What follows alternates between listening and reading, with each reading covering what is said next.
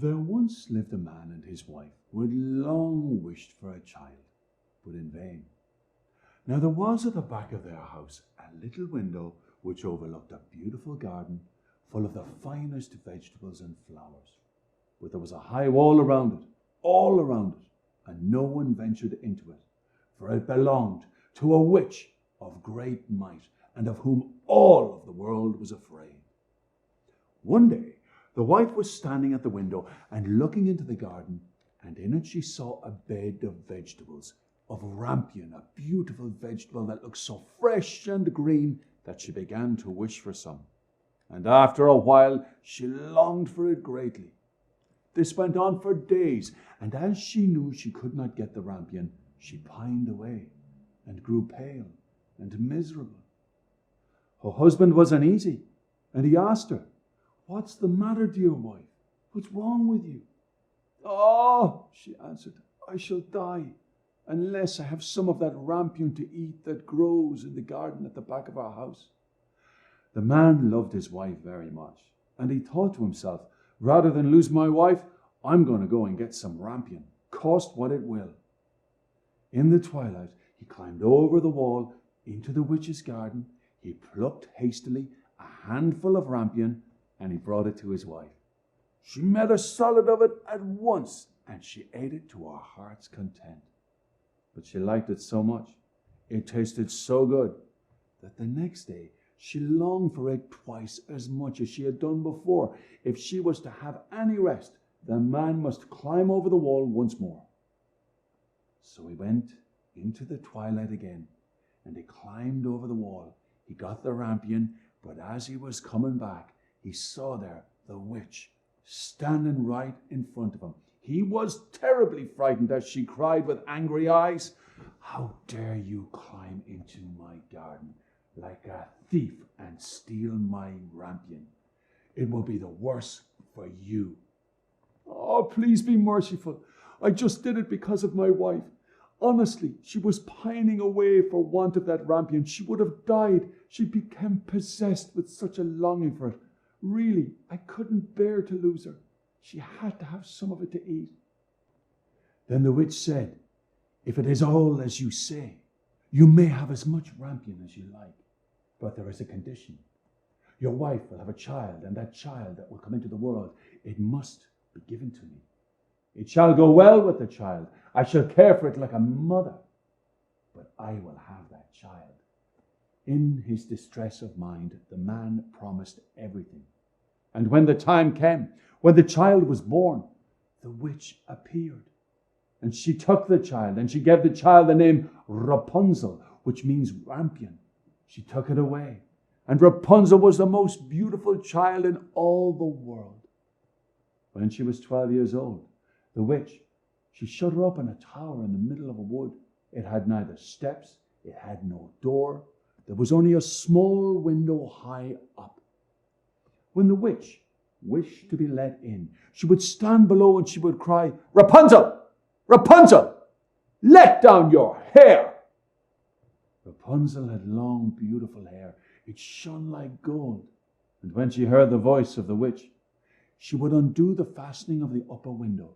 She would unbind the plaits of her hair, and she would let it down. It would fall right to the ground, and the witch, she would climb up by it. After they had lived like this for a few years, it happened one day that the king's son was riding through the wood, and he came to the tower. And as he drew near, he heard a voice singing so sweetly that he stood and listened. He was transfixed.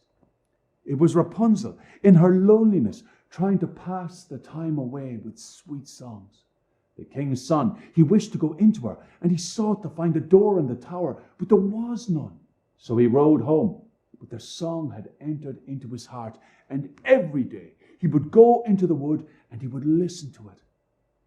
Once, as he was standing there under a tree, he saw the witch come up, and he listened while she called out, "Oh, Rapunzel, Rapunzel, let down your hair!" Then he saw how Rapunzel let down her long tresses, and how the witch climbed up by it and went into her. And he said to himself, since that is the ladder, I will climb it, and I will seek my fortune. The next day, as soon as it began to grow dusk, he went to the tower, and he cried, "O Rapunzel, Rapunzel, let down your hair!" And she let down her hair, and the king's son, he climbed up. Rapunzel was terrified when she saw that a man had come into her.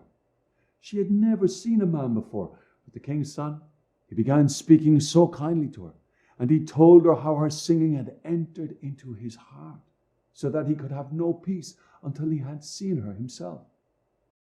Then Rapunzel forgot her terror, and when he asked her to take him for her husband, she saw that he was young and beautiful, and she thought to herself, I certainly like him much better than old Mother Gothel.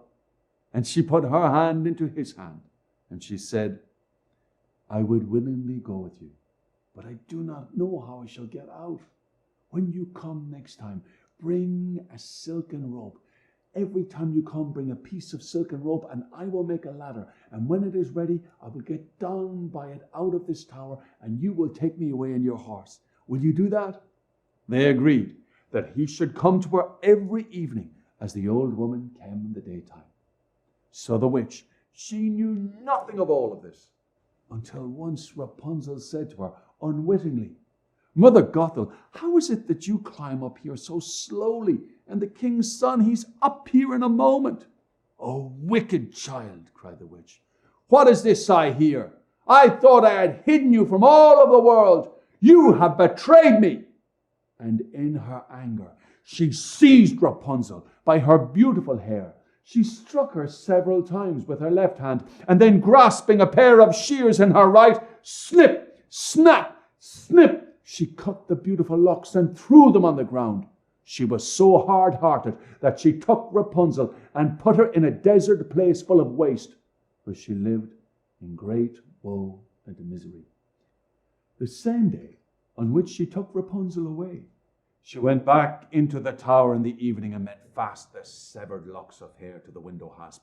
And once the king's son came and cried, Rapunzel, Rapunzel, let down your hair. The witch let the hair down, and the king's son climbed up. But instead of his dearest Rapunzel, he found the witch looking at him with wicked glittering eyes. Aha! Cried she, mocking him. You came for your sweet darling, but the sweet bird sits no longer in the nest, and she sings no more. The cat has got her, and will scratch out your eyes as well. Rapunzel is lost to you. You will see her no more. The king's son was beside himself with grief, and in his agony he sprang from the tower. He escaped, but he had fallen on thorns, and his eyes fell out. And he wandered blind through the wood, eating nothing but roots and berries, and doing nothing but lament and weep for the loss of his dearest wife. So he wandered for several years in misery, until at last he came to the desert place where Rapunzel lived with her twin children that she had borne to him, a boy and a girl. At first he heard a voice that he thought he knew, and when he reached the place from which it seemed to come, Rapunzel saw him and fell on his neck, and she wept.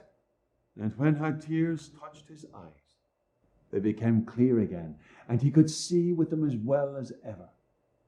Then he took Rapunzel to his kingdom, where he was received with great joy, and they presented their children to his parents, and there they lived long and happily.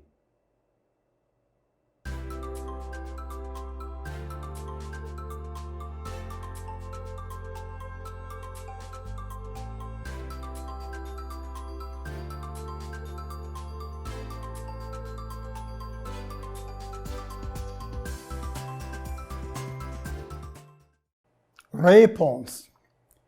Il était une fois un homme et une femme qui désiraient un enfant depuis longtemps. Enfin, la femme eut l'espoir de voir son souhait exaucé par Dieu.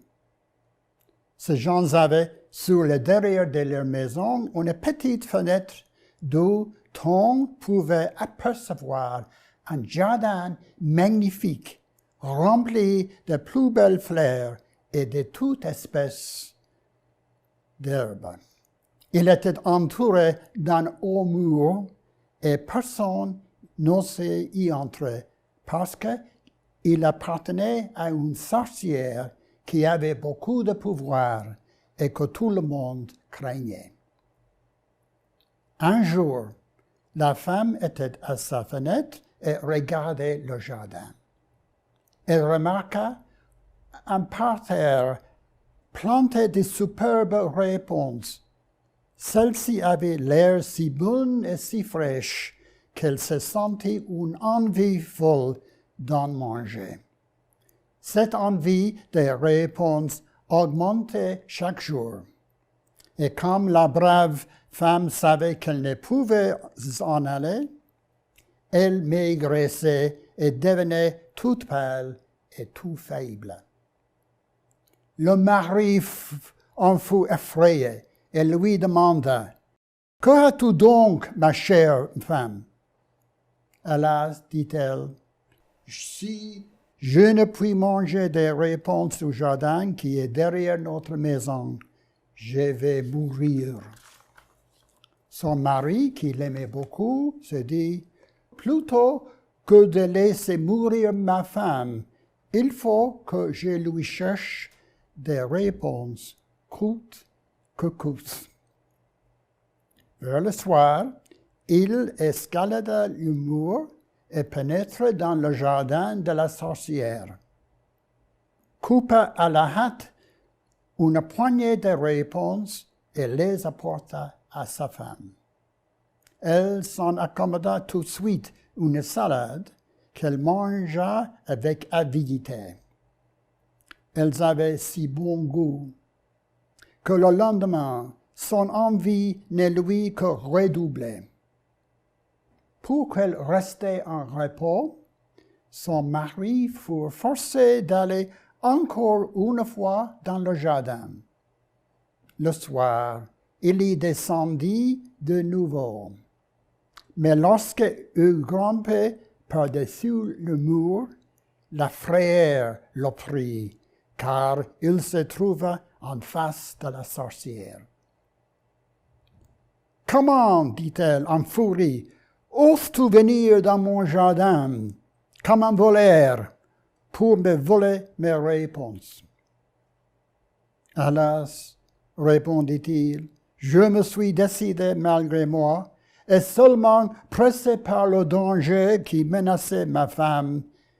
Elle a vu les réponses par la fenêtre, et elle en a conçu une telle envie qu'elle mourrait si elle ne mangeait pas.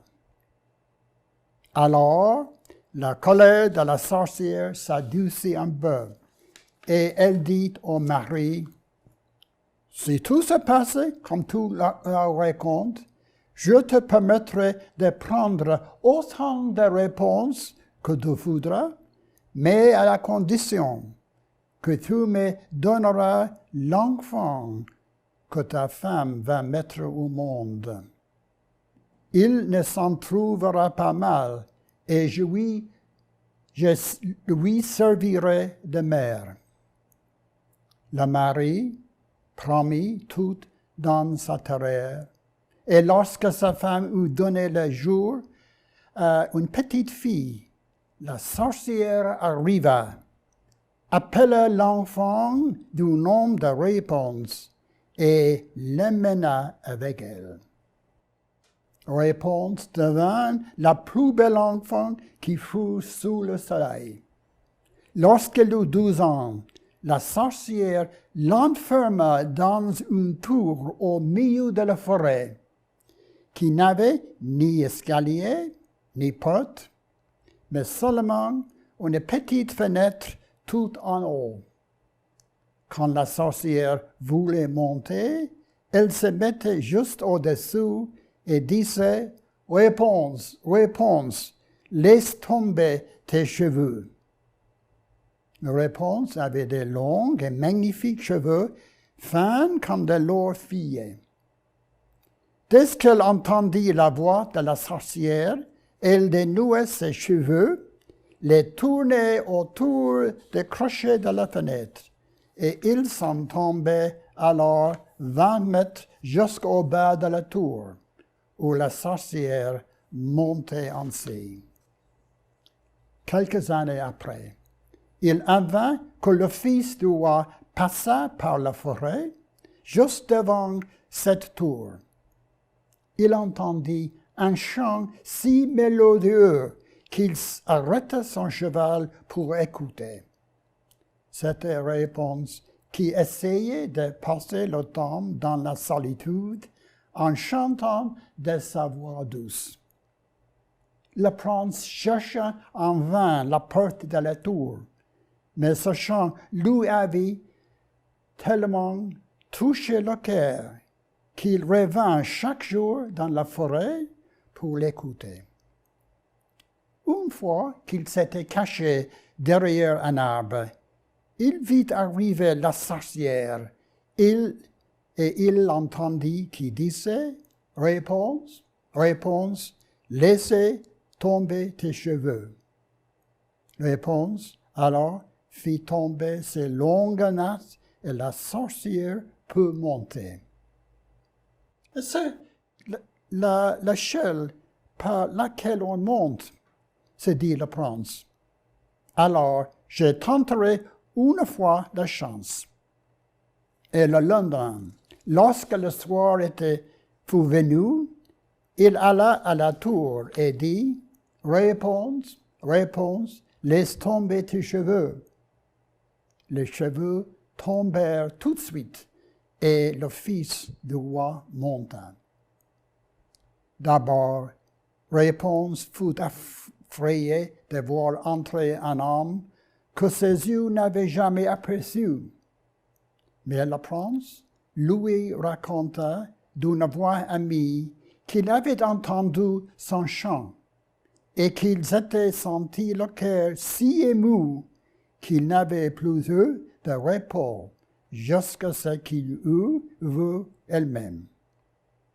Alors, Réponse perdit toute frayeur, et quand il lui demanda si elle voulait bien l'agréer pour mari, le voyant si beau et si jeune, elle pensa, « Il m'aimerait plus que la vieille mère Gulhel. » Elle dit « Oui » et lui donna sa main. Il fut convenu que le prince viendrait la voir tout le soir. Et la sorcière, qui ne venait que dans le jour, ne remarque rien jusqu'à ce qu'une fois, Réponse lui dit sans y songer, « Dites-moi donc, mère Gothel, comment il se fait que vous devenez de plus en plus lourde, tandis que le jeune prince, est chez moi dans un instant. » « Ah, enfant perverse !» s'écria la sorcière. « Qu'est-ce que j'ai entendu? Tu m'as donc trompé. » Et, dans sa colère, elle prit le beau cheveu de Réponse, les tourna plusieurs fois autour de sa main gauche, saisit une paire de ciseaux de la main droite, et vite, vite, voilà ses beaux cheveux coupés et les nattes merveilleuses par terre. La sorcière fut sans pitié, car elle transporta Réponse dans un désert où celle-ci mena une vie de misère et de chagrin. Le même jour où elle avait chassé Réponse de la tour, la sorcière attacha vers le soir les cheveux coupés au crochet de la fenêtre, et lorsque le fils du roi vint et dit « Réponse, réponse, laisse tomber tes cheveux. » Elle fit tomber les cheveux, mais le pauvre prince, au lieu de trouver en haut sa chère Réponse, rencontra la méchante sorcière qui le regardait avec les yeux mauvais et terribles, et qui lui dit « Pour toi, réponse est perdue à jamais, et tu ne reverras plus. Le prince était hors de lui, de douleur et de désespoir, et donc, dans son délire, il se jeta du haut de la tour. Il ne se tua pas, mais ses 2 yeux furent blessés. Triste et aveugle, il errait par la forêt, ne mangeant que des fruits sauvages et des racines, et ne faisant que pleurer, se désoler de la perte de sa chère femme. Il erra ainsi plusieurs années et arriva dans le désert où Rapunzel vivait misérablement avec ses 2 jumeaux, un fils et une fille. Il y entendit une voix qui lui semblait familière. Il suivit le son, et lorsque il approcha d'elle, Rapunzel le reconnut et se jeta à son cou en pleurant. 2 larmes tombaient de ses yeux, mouillèrent ceux du prince aveugle qui redevinrent clairs et purent voir comme auparavant. Et il conduisit alors sa femme et ses enfants dans son royaume, où ils vécurent tout longtemps dans la paix et dans le bonheur.